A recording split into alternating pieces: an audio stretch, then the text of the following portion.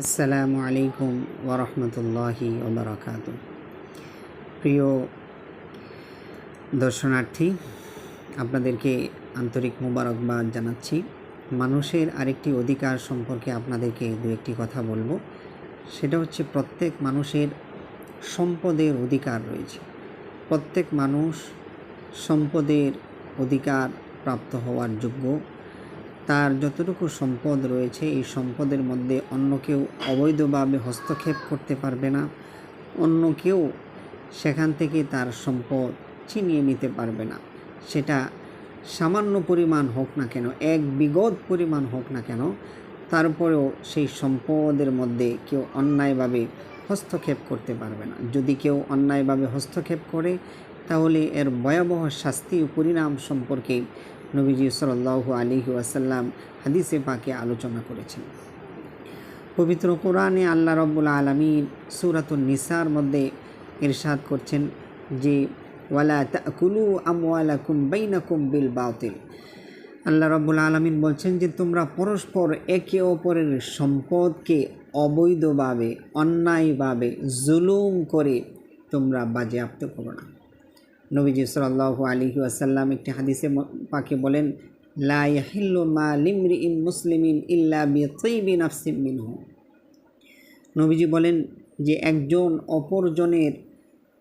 একজনের সম্পদ অপরজনের জন্যে সেটা ততক্ষণ পর্যন্ত হালাল হবে না যতক্ষণ পর্যন্ত না ওই ব্যক্তি নিজে সন্তুষ্ট চিত্তে দান করবে।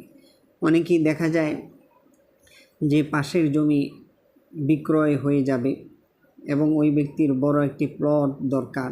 এই জন্যে একজন লোক, হতদরিদ্র মানুষ, সেই পাশের জমিটা বিক্রি করতে চাচ্ছে না, কিন্তু জোরপূর্বক তার কাছ থেকে সেই জমিটা ছিনিয়ে নেওয়া হয়।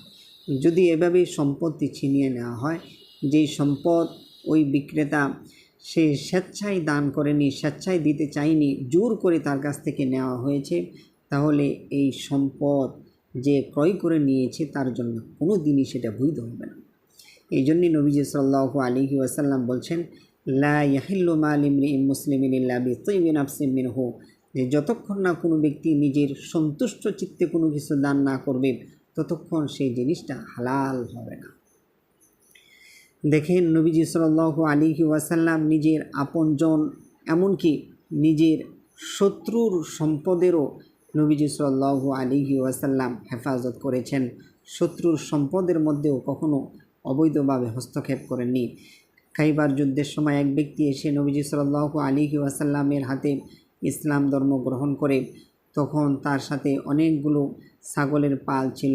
নবীজি সাল্লাল্লাহু আলাইহি ওয়াসাল্লাম বললেন যে তুমি তোমার এই ছাগলগুলো তোমার মালিকের কাছে দিয়ে আসো। তখন ওই ব্যক্তি বলল যে ওহে আল্লাহর রাসূল, এই বকরিগুলো আপনার চরম দুশমন এক ইহুদির।